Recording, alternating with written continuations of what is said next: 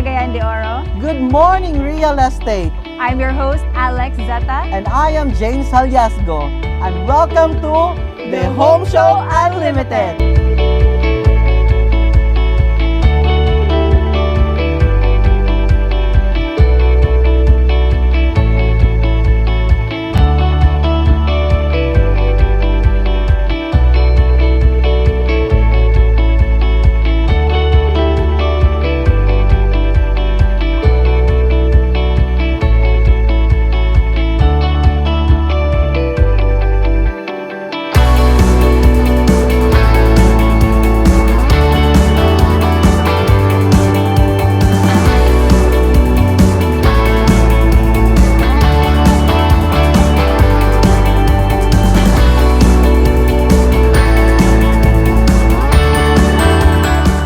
So good morning everyone! Welcome to another episode of the Home Show Unlimited. And for this episode, I have a very special guest, ang kinakusgan o kinagapuhan. Tungwaylain. The Vice President and General Manager of Pueblo de Oro Development Corporation, and he's also the President of Pueblo de Oro Golf and Country Club, Mr. Chrysler Acebu. Hi sir, welcome. Hi, thank you. Good morning. And your viewers, thank you. Imo mga suki. Yeah, thank you. Good morning. Good morning everyone. Good morning, Real Estate. Good morning. So this will actually be streamed on Mindanao Daily News Facebook page. Okay. Anyway, Sir Chrysler, thank you so much for giving us your time here sa show para you can share more about Pueblo de Oro as a company. So that's why I really invited you pod kay. Of course, we know Pueblo de Oro already. We know their project, but we want to get to know the company more. Okay. So sir, how long have you been with Pueblo de Oro? I actually joined Pueblo de Oro last April 13, 2016. So that's 5 years ago. Yeah. No? I think I remember that time. Very, very much, no? In fact, I was in Makati in that time, during that time when I was actually invited to be interviewed by our chairman, Mr. Guillermo Lachanco. It was not actually planned because I was in Makati for another business. But I was fortunate to have been given the opportunity to join the company and to be with them and perhaps learn from them and share with them my experience in real estate. Prior to that, you were based in Manila, in Makati. Makati, I handle Vismin, but I most of the time I'm in Manila for meetings, conferences. And mga sabon, no? Yeah. I think one of the reasons why you accepted the job was because you would be based in Cagayan and you would not have to like travel much. Yeah. It was for your family. Yes, definitely. I've been traveling a lot with my previous lives, no? Because of the responsibilities previous companies. you had with your So I was actually looking then for an employment which would allow me to settle in one place, particularly in CDO. So that was afforded to me by Pueblo de Oro, my current employer. Yeah, because we were talking about that before, and I think you shared that to me before. Yes. Way back 2016, a long time ago, but I still remember. Yeah, it's pretty long already. Yeah. So how has your experience been working with Pueblo de Oro? But it's a good company. It afforded, it has given me good life, my family, no, and also the experience being with professionals, being with good people, being with good management. Yeah. So I probably an hour or two discussion about how good the company is won't be enough. No? So who founded Pueblo de Oro? It's actually a group of companies But ang pinaka prime mover is really our chairman, Mr. Guillermo Di Lochanco. But our major shareholders include different companies, no? So, but the major shareholders or owners of Pueblo de Oro, it's really we have for the entire company, the ICP group, we have La Roche and company. We have Development Bank of Singapore. We have Mitsui Limited of Japan and Fremont Investors. So that's the major shareholders of the ICCP group, which Pueblo de Oro is part of. So we have, in fact, a group of companies. It's a group of companies. Yes, it's a whole. We have this company actually diversified into 21 companies, no? So initial capitalization was just 100 million back in 1997 or 1998. So it was founded in 1997. Yeah, but the official registration of Pueblo de Oro as a company, if you refer to the SEC registration, it was registered in February of 1995. To be exact, it's on February 13, 1995. So it's pretty old already. Yeah, it's quite old already, a company. So medyo who is bigay. the CEO now? The CEO is still Mr. Guillermo Di Lochanco, but our president is Mr. Prim Nolido, the president and the COO They're based of Pueblo de Oro. in Manila. Yeah, they're all based in Makati. Okay. So, for you, since you've been with the company for about 6 years now, what do you think makes the Pueblo de Oro brand strong? For a brand to be strong, big factor there is really the experience. The longer the company is existing, it speaks well for its experience, correct? So it's really because when you say strong brand, the strong in terms of being strong in a brand, it comes with it the projects that it has undertaken or the company has undertaken, and the feedback of its clientele or its buyers, and the community that receives the company and its projects. So that the interplay of those factors makes the company strong in that sense, or the brand strong. Yeah, so it's the culmination of the experience. Yes. It is really experience and coupled with the acceptance also of the product. Diba? You can say, oh, your brand is strong if your market isn't that accepting your product. It doesn't accept or won't accept the product that you're providing or offering them. So how has Pueblo de Oro been doing with the pandemic going on, since diba last year it was very crazy and yes had to I think down. It's this. Yeah, so how is Pueblo de Oro doing? This is really not just about Pueblo de Oro, but the real estate industry as a whole. Actually, medyo this particular industry is really resilient. Yeah, and we have, in fact, been receiving good market uptake with our projects, with our existing projects. But of course, there are clients or buyers of ours that have been affected now. Nawala ng trabaho, di ba? And they're a bit also conscious in spending, so, or worried, so to speak. But overall, like Pueblo de Oro, the immediate reaction of companies would be to batten down the hatches. That's the immediate reaction. Cut on costs. Yeah. But so we can just cut. How did Pueblo de Oro deal with it? Deal with the situation? Again? How did Pueblo de Oro deal with the situation? Well, of course, we need to manage cost. But again, as I mentioned, we cannot just cut everything. Yeah. Di ba?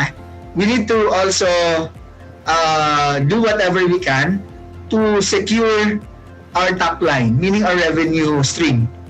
So we need to manage those things. Like when our management told us, okay, do on a furlough or do work from home. There are just employees that can't do work from home. So for us to be effective, we need to sort of, manage and Balance it out. yes, we need that balance of everything, not just to cut, because cutting means also cutting revenues and not being able to deliver the much needed income for the company. Did you have any- there has to be balance. Did you Tama have ka. any There has to be problems with? balance. Did you have any problems with like getting materials, sourcing materials because Materials, yes. for building? For a while, Diba nag-increase yung there was this increase. yung mga hardware Cost of- materials talaga, the build Yeah. really increased a lot because of the logistics.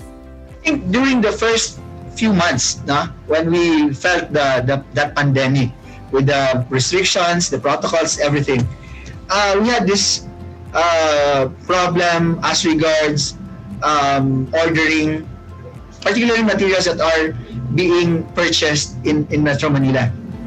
So there's this logistics problems, but after say 2-3 months, it went back to normal. We were able to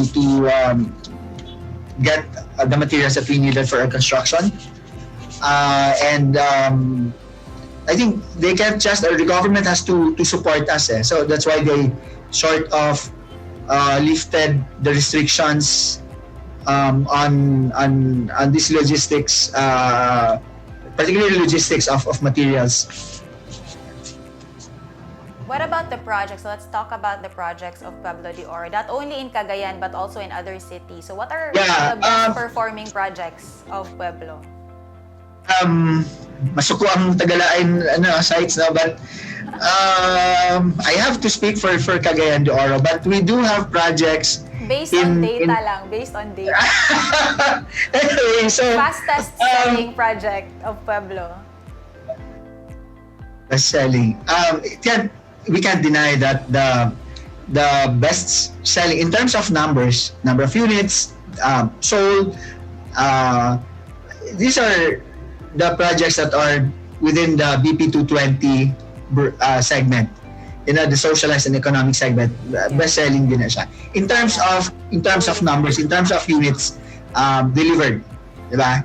So that's perhaps, if we do talk about numbers delivered, units delivered, it's really aside from socialized housing, because it really sells out. It's really it's really fast selling. it's given. It's a given. What about because other segments?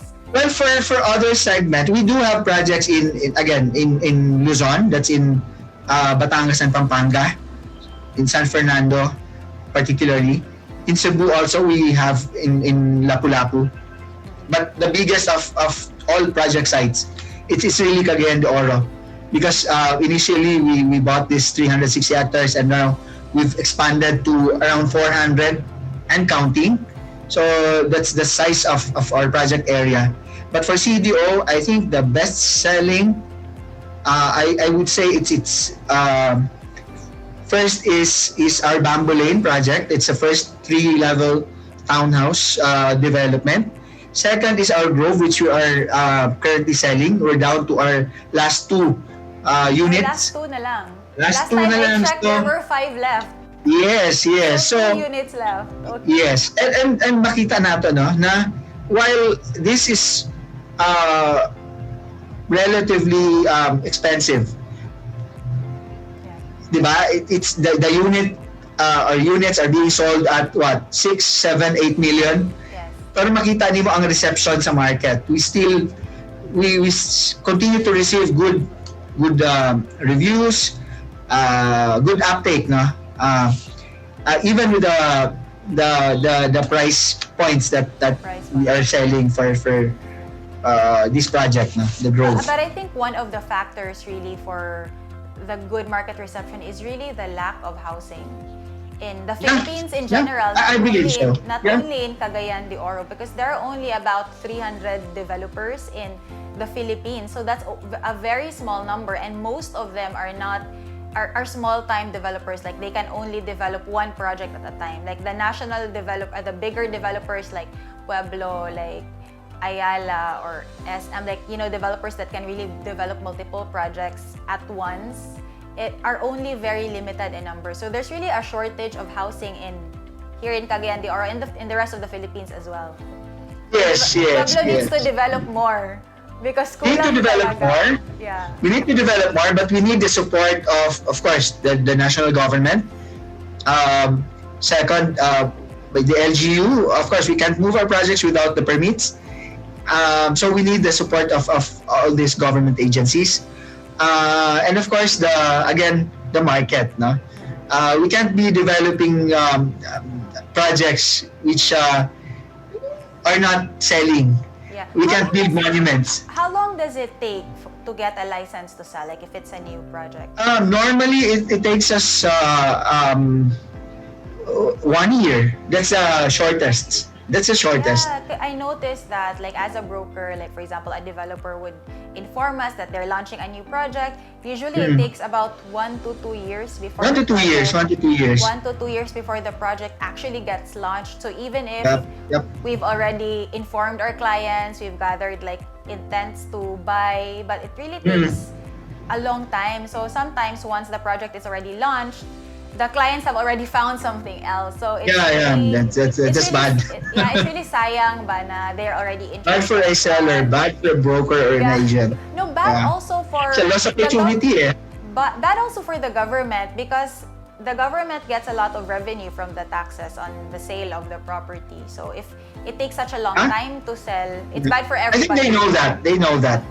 Yeah, it's bad for everybody. But this bureaucracy thing is really affecting us, this industry, and I think they realize that the need for them to really cut the time, shorten the process, the time, and the bureaucracy thing, and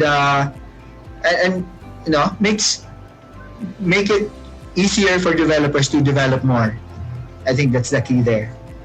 Yeah, because now it's a lot more strict. Like when I started, I remember like the developers didn't have to wait for a license to sell before they could sell out a project. Mm-hmm. Yeah, it was. We can't do that anymore. Yeah, it was implemented like a couple of years back lang, but before it wasn't as strict. So now with the implementation of that rule, which is good naman, because license to sell is important, but it's just that it takes such a long time to get.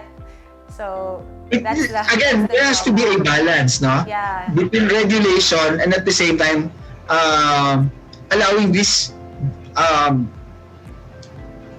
developers who are above board in terms of developing projects.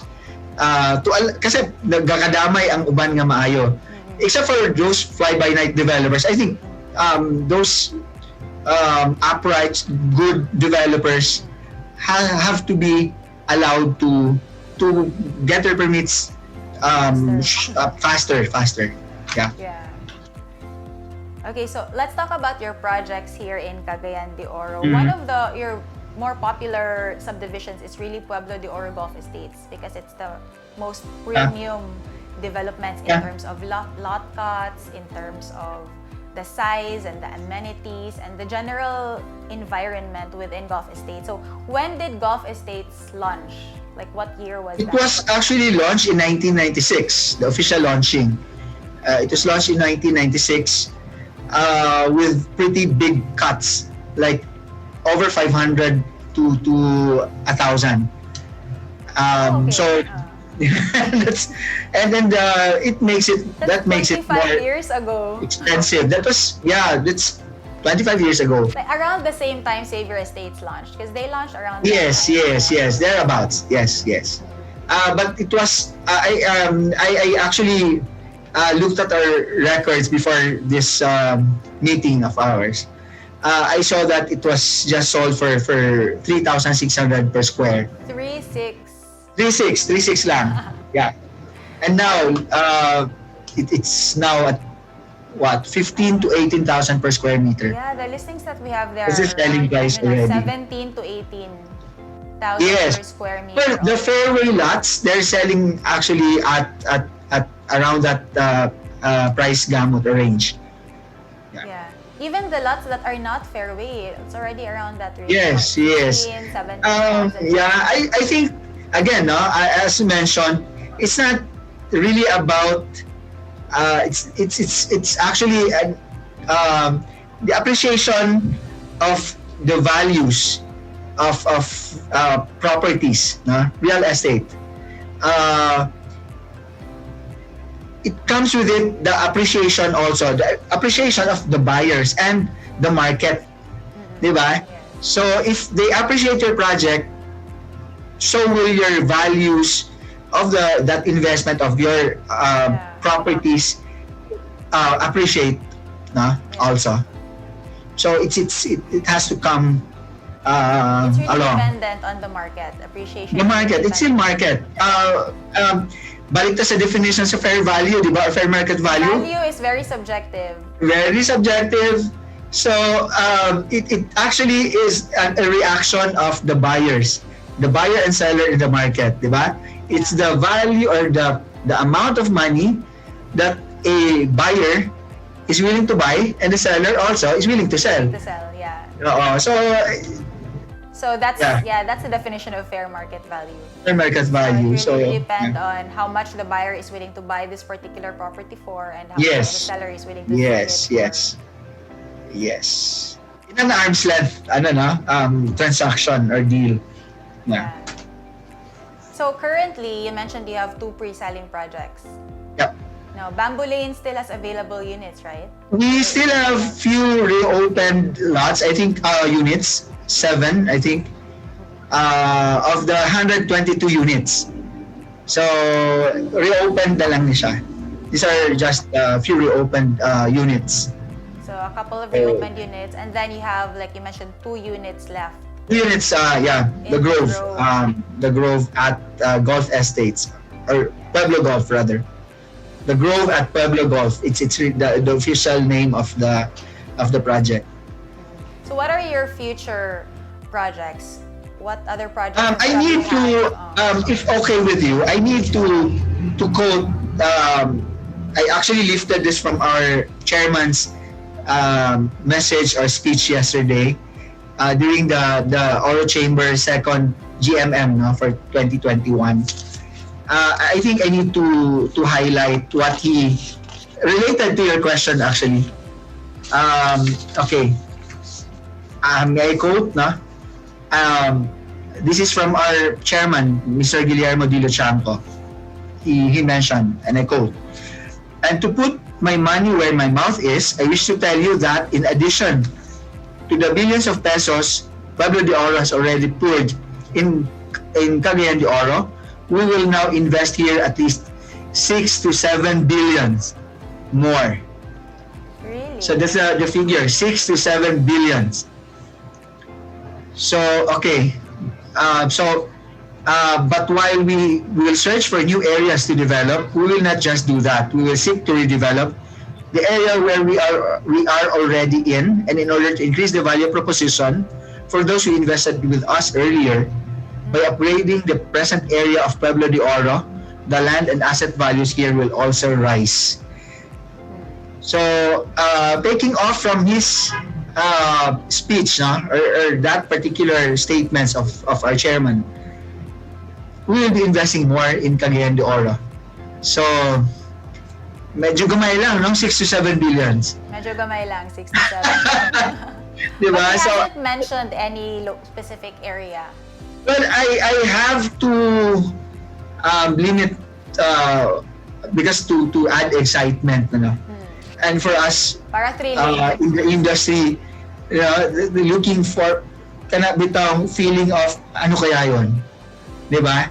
Yeah. So we just sort of what do you call this, parang ano lang, a snapshot of what will happen in the future. Actually, we will be redeveloping the area where our office is. That's one. Okay. So are you gonna put So, high-rise buildings on it or something? it's something that will be iconic. Because you know what the shortage is also in the uptown area? It's commercial areas. Like I have so many clients Yes, who are yes. looking Kulang. for Kulang. kulang. And I even have a client who is developing a commercial area in the uptown area along Masterson Okay. Avenue, and he's renting it at 1,000 pesos per square. Wow, mahal mahal. Yeah, it's mahal. Currently, the rate for commercial rentals uptown are at 500 to 600 pesos per square. But he's renting it at 1,000. So I told him that's too expensive, and he's like, Very "It's okay." expensive. Very expensive. He said Deal. it's okay. It will still be rented out. So chill lang siya. Yeah, It's along very expensive. Masterson I think Avenue. that's expensive already. But It's uh, very expensive. I think the more practical measure, whether or not the project or a particular property is expensive or not, kung may taker or wala, 'di ba? If buyers or renters or tenants would still go for it regardless, na given the rental rate that's being offered. Therefore, if there's market, then that, because our market, our buyers, our renters, our tenants are willing to pay the premium. Yeah. Di ba? Pag nakita nila nga it's a good property, it's a good location, and they think that their business will be viable, or it's gonna make sense, they go for it regardless. Yeah, that's a really good thing to look forward to, like the Yeah. development, the improvement And they're making. you have been Masterson, it's very prime. Masterson. There's this what you call a bandwagon effect, di ba? After most Cagayanans experience is this flooding, urban flooding. Most are actually looking for uptown properties. Yeah. And I'm sorry if magyayabang ako or maghanambog ko gamay, that it's really Pueblo de Oro who created the uptown. Yeah, I really yeah, that's true, because how you develop the uptown area, the master plan of Yes. the uptown area is very admirable, the way that you were able to plan it out. It's something that I read that it was planned out by this was it an American? Louis Berger, yeah, Louis Yeah. Berger. Yeah, so he's like an American master planner. Yes. Master planner of communities. Like that's really his expertise. Yeah, it's his expertise. So it's actually I would like to take this opportunity also to say thank you for to the Cagayanans, no, who actually received well the township concept. It was new during that time. Yeah. At the time, wala, what's township? What's Pueblo? Pueblo, it's actually town, no? So the township concept or principle was well received, no? But of course, nangapa pa mga tao, what's a township? So kita nila down the line, down the road, okay, there's church, there's businesses, there's, di ba? Yeah. There's institutional locators, the schools, di ba? We have those locators also. And the hospital is now being built. Actually, I noticed that with the pandemic, the uptown market has gotten stronger. It's because businesses downtown, because I have a lot of friends who own businesses in the downtown area, they had to close down or transfer. And then they transferred uptown because diba downtown, the market are the students. But because of the pandemic, and then the schools had to do online schooling, so wala nang market, so wala nang bibili sa Divisoria area. And another problem in the area is the parking. Although there are a lot of people, parking is really a problem. So even if you own a building, you can't really offer parking space to your customers. So that's one drawback to the area. Actually, you might have noticed, even in our business park, we have this concerned about parking. Yeah, oo, I also noticed that. 'Cause I always go to One Beacon Tower because my friend owns the complex. Yeah. Yung milestones, Yeah. yung parking talaga is problem. Even uptown, uptown area like Business Park has already big roads. Yeah. Pero it's being eaten up by the cars We- who are actually, parking on the we've side. been- So how are you Yes, planning yes. to solve the parking? Like right now, okay lang because there are only a few pa nga commercial buildings. But in Yeah. the future, pag commercial building na lahat, anong mangyayari with the parking? Okay. Our township operations has been very strict in terms of the parking requirement. So if you are to construct your building in our business park, the first that we look at is if you're the proponent of that building has provided enough parking based on our DOR or the deed of restrictions, and also the building code, no? So we see to it, particularly our township operations group or department, that building is compliant in terms of the parking requirement. But remember, But we need to are they understand also. following the They should. restrictions? Otherwise, we won't be granting them the permit to construct. So the current Although one buildings, process. they're Yes, the existing buildings. They're already existing buildings up Yeah, they have to. in the business Yeah, park. they must be. Have they Yeah. been compliant with those requirements? Yes. So far, yes. But we have this attitude also of Cagayanons. I don't know if this is just a Cagayanon thing, but I think even in Metro Manila, we have provided parking spaces, parking slots, but they still opt to park along the road, along the streets, di ba?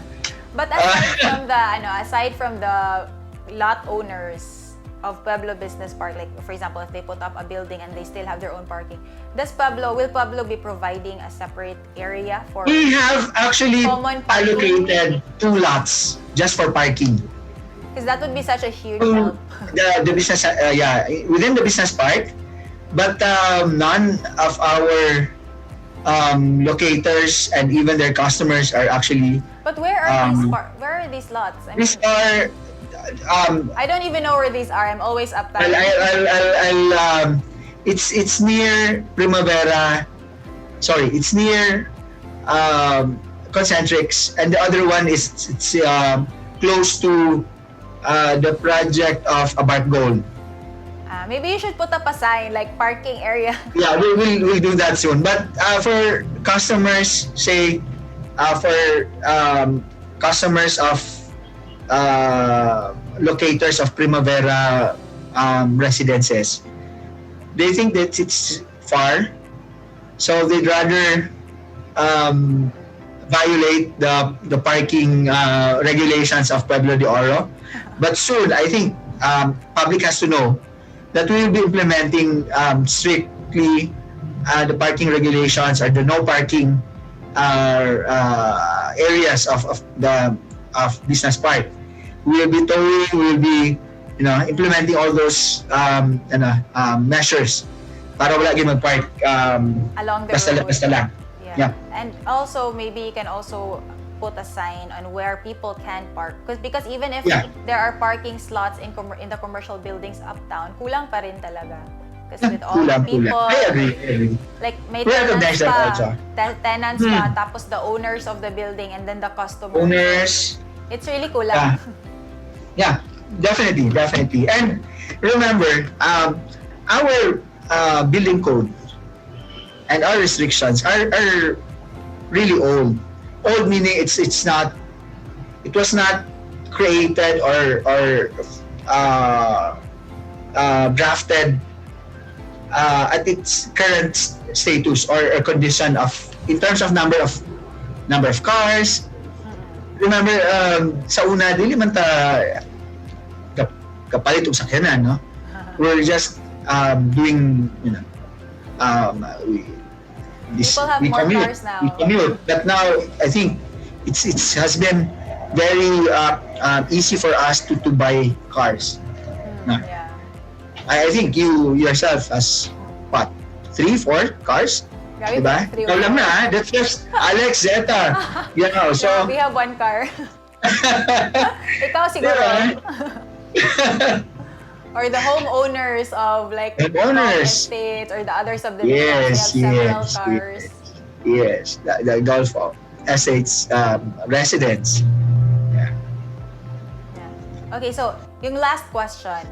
For someone looking to invest in real estate, what are the top 3 things they should consider?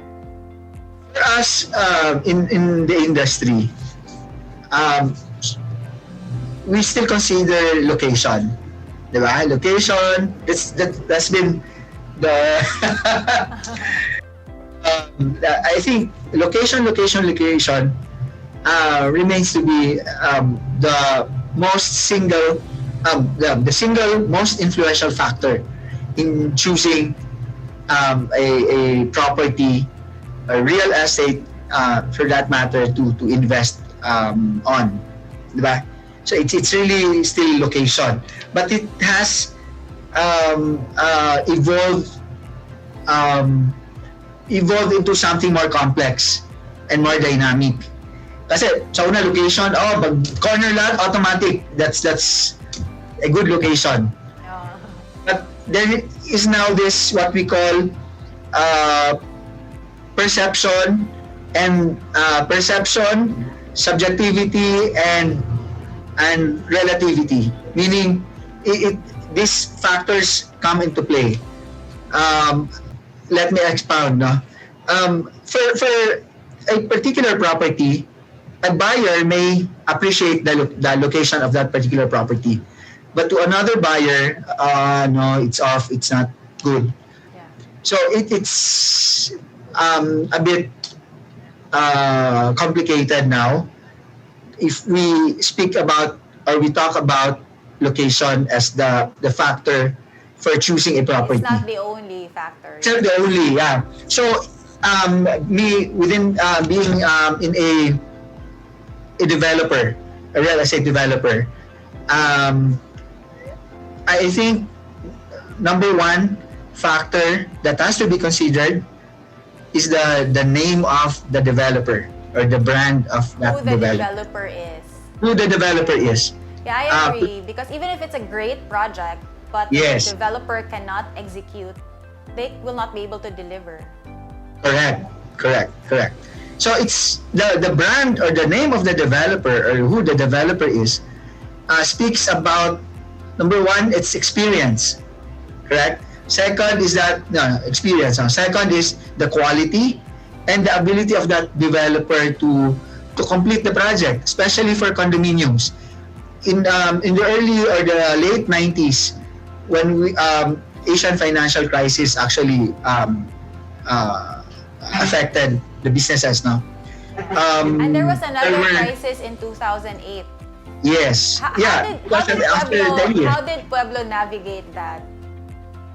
I think Pueblo, Now I there's noticed. another There's another crisis now. crisis. So I noticed that And happens there's around still- every 10 years, more or less. Almost every 10 years, more or less, yes. According to So Mr. I think what's good thing about the company is that we have such leadership that are I wouldn't say they're conservative, but somehow they have this maybe because of their wisdom na yata ito, no? Na they're not just spending and not They're not very careful too about- aggressive. Parang balance. Yes, we can't be too aggressive, and that's I think the formula of our management, of our leadership, diba? So we have not grown that fast, but certainly we are at constant pace, moving up. It's not parang erratic na paspas tapos bagsak Yeah. and an L-shaped type of recovery, which is bad, diba? So you So I don't think take that's on too much debt, like parang balance lang. Yeah. It has to be balanced. We monitor our debt equity ratio, diba? So kana ng mga indicators, Yeah. cash flow. The More cash flow is importantly, the cash king. flow. Cash flow. It's the Diba? blood of It's every still very, business. yeah, even our personal lives, diba? Yeah, even You in our can't be personal lives. too, diba? You can't be just, I have this much income, therefore I can be allowed To to spend. borrow Yeah. left and right. Diba? I'll We spend actually for, have yeah. this. We actually follow the same principle, like my husband and I, with our personal finances. Like, although we Mm-hmm. have this amount of income coming in per month, we have an Yeah. emergency fund Mm. that we can, like, it's good for 1 year that we can fall back on in case something happens. Yeah. For I think the example, other COVID industry taught you happened. that. What? The other industry, it's not real estate. I think it's it's more the investment side of your other life. Diba? You're Investment with, side. But yeah, with the investments. it's really how we handle, parang, it very important yung cash flow tsaka yung reserve. So hindi Yeah. pwede na you spend like more than you earn or almost everything that you earn na spend mo. So parang yung Yeah. business and personal finance very similar lang naman talaga. Very similar. Yeah. I think it's the difference is really just the magnitude, but Yeah. more or less the concept, the principle are pretty the same. Yeah. Yeah. Okay, so do you So have I any think other... last, no, for ano, yung again, last, the name also embodies with it good after sales, good after sales. diba? Yeah, that's very I important. wouldn't say perfect, but at least modest, good. It's okay. Yeah, Yeah. at least responsive because there Yeah, are some responsive. developers that are not responsive at all. So Yeah. such Please do tell me if so hard we're to not handle. that responsive. I will text you. You can actually text me directly or call me for such Because I concerns. have clients then who bought, who invested in properties. Please, by please. Pueblo. Yeah, I would be happy to help and assist. Okay. So far okay naman. Yung client ko Okay naman? na turnover naman. Alamang, kasi you invited me here. So, I suppose you're somehow, you appreciate our after sales and the effort of the company, Pueblo de Oro, to deliver its commitment in terms of the product and hopefully we're able to meet also the delivery schedule as promised. Okay. So is there any other what other things do you want to say to the viewers about Pueblo de Oro? Well, thank you first. I'd like to thank Miss Alex for allowing me and giving me this opportunity to speak for our company and talk about real estate as an industry or as a whole, and how we are navigating this pandemic, di ba? But again, there's no perfect formula in real estate. We just have to be practical. If we buy from not necessarily Pueblo de Oro, from other developers, let's do our part also, our share, diba? Whether it's from a developer, whether it's from a private individual, or even from the government, we need to do our thing. Meaning, we need to investigate, we need to know the pros and cons. Yeah. We don't want to have Due pitfalls diligence. along the way. So that's really it. Being in the real estate, teaching or sharing during reviews, seminars.